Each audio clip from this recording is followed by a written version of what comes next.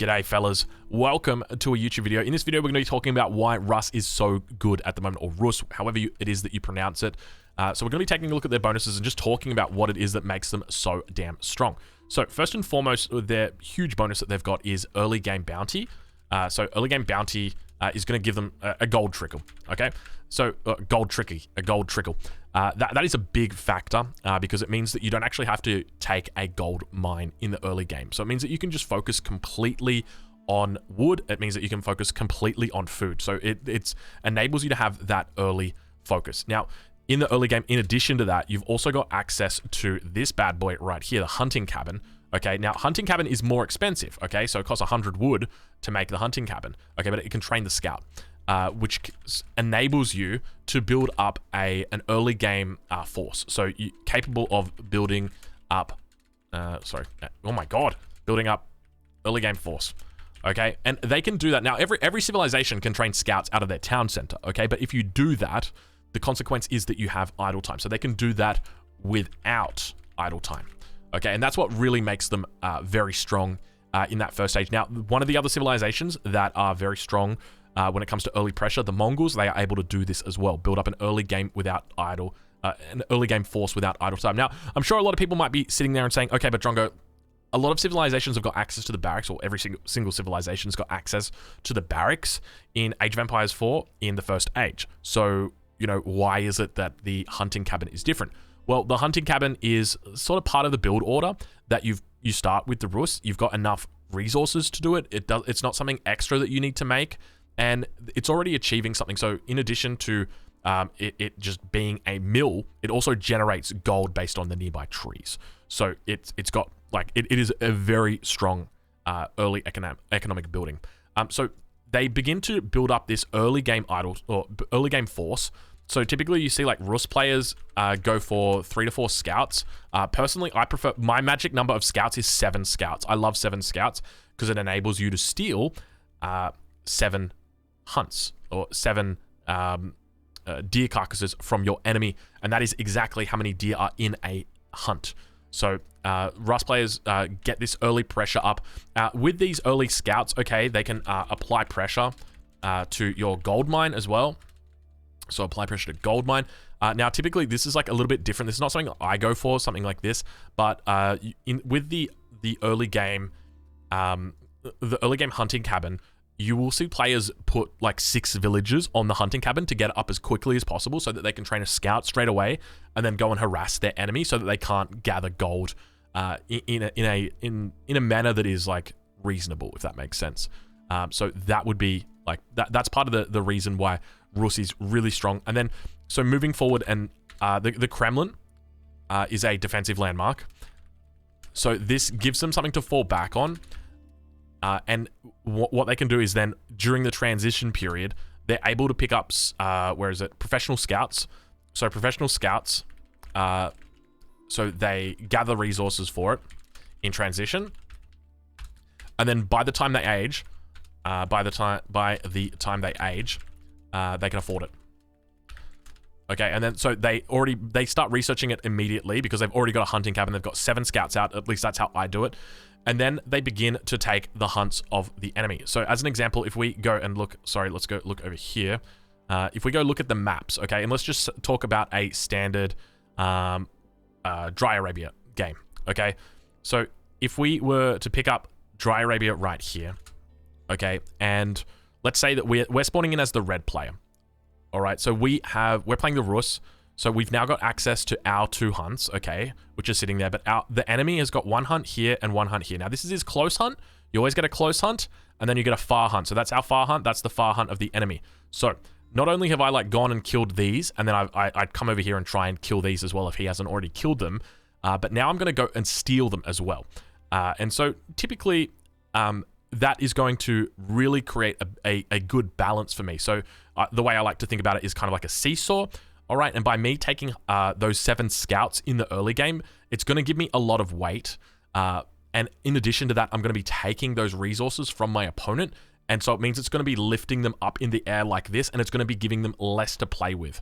So you've got to be careful because there is a window, a timing window that your opponent can hit you with it rather. But this bonus really begins to stack up. And keep in mind, the RUS do have that all-important, whatchamacallit bonus. Let me see if I can find it in here. I can't think right now. I do apologize. The bounty bonus, which is going to be increasing their food gather rate as well. So you're bringing back all of these resources as the RUS. So you go and you take 7 hunts, you bring them back to your base. Now your enemy is denied of those 7 hunts. That's 350 each. So you times that by 7, it equals a lot, but there's a space in there. Okay, and then you know what you can do? And then you can times that by 2 because there's 2 hunts. And so now you can take that second hunt back. And so now you're timesing 350 times 14. You have 4,900 food. That's a lot of food, and your opponent doesn't have access to that. So now, keep in mind, okay, you've got your two hunts back here that you still haven't brought in. So now you've got 10,000 food extra over your opponent. So what does your opponent need to do now? Your opponent now needs to make farms to get their food. Now, obviously they can go into berries, they can go into sheep, but they need to get that food from somewhere. Now, they could go out for boars, but that is a different story. We're not going to talk about that. We're just going to assume that it is an awful lot. It is an awful lot. So that's part of why RUS are so strong in the early game. But we didn't even like really get into the real reason why RUS are so strong. So that's like the early game. So now you've got like everything going for you here. Like the defensive landmark's going to protect you. Great. Now, congratulations. You've dropped down your first stable. Now you've got access to the early knight, one of the strongest units in the game, the knight, and you've got all of these amazing upgrades for it. Increases your health, increases your damage. So you've got some of the best knights in the game. And then in addition to that, just when you thought like, you know, it was fine and you probably could have dealt with your RUS opponent, well, it actually works out. Once they reach the castle age, now they can build the horse archer, which is just, it is like, it's such a crazy unit, okay? It's basically an archer with triple damage, and the cost is like just much better. Like the archer here costs 50 wood.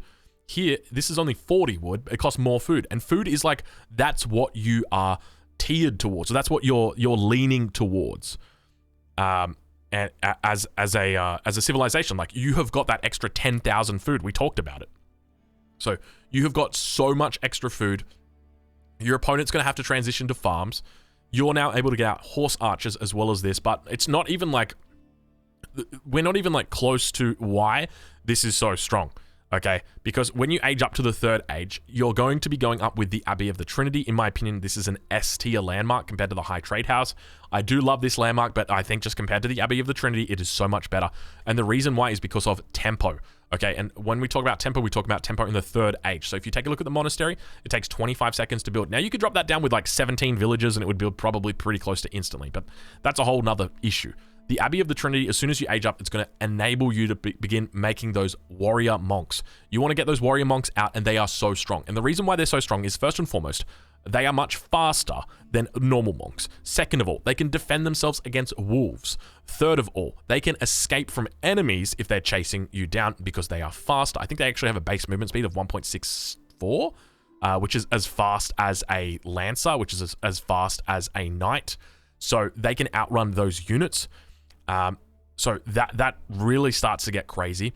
And then in addition to that, one of the reasons why the warrior monk is so strong is it has, or it is very fast, and it enables you to get into position when you're using it in pushes to enable you to do large wallalols. And that really prevents your enemy from engaging with you in melee. So what you're doing is you're using your warrior monks as a disincentive in late game fights, and we'll talk about this more because now we're about to get into the late game composition, which is again one of the incredible strengths of the RUS. It's the high armory. So most people probably wouldn't be familiar with all the individual upgrades in here, but I'll just give you a bit of an explanation as to why the high armory is so good. If you take a look in the Siege Workshop, there is a single upgrade in here that we're going to be talking about, and that is roller shutter triggers right here. Increases the weapon range of springalds by +2 tiles and reduces their reload time by 25%. So they already have a range of 10. That takes it up to 12. Okay, but then on top of that, you're going to get the high armory, which has got unique technologies in there to the RUS, and you're going to get banded arms, which is going to increase the range of springalds by a further 1.5. So now you're going to have 13.5 range on your RUS Springalds. And you might be thinking, okay, but Drongo, Springalds are not that good. All right, bear with me. What's the counter to mass infantry? What is it that you make against mass infantry if your opponent is making that? What is it that you're going to need? There's a couple things that you could go for. Well, you could go for maybe knights. That could work. But if you go for knights, hand cannons will shred through that, or crossbows will shred through that. You go for mangonels. That is the correct answer. Good work, chat. You guys worked it out. What's the issue? Well, the issue now is that your enemy has 13.5 range Springalds. Longer range than you, okay? You've only got 12. He's got 13.5, which means he's going to be able to out-micro you. He's going to be able to run away. He's always going to be able to get the first shot off in those battles. And if you're playing against an even-skilled player, you're not going to win that fight. Full stop. So, now we have a situation because not only do the RUS have the best Springalds in the game, but they also have the best late game unit in the game, which is the Streltsy. Now, the Streltsy is a unique hand cannoneer replacement. It has relatively low HP, but it has incredibly high damage. Now, they've got slow movement speed. It says there on the tooltip, slow movement speed.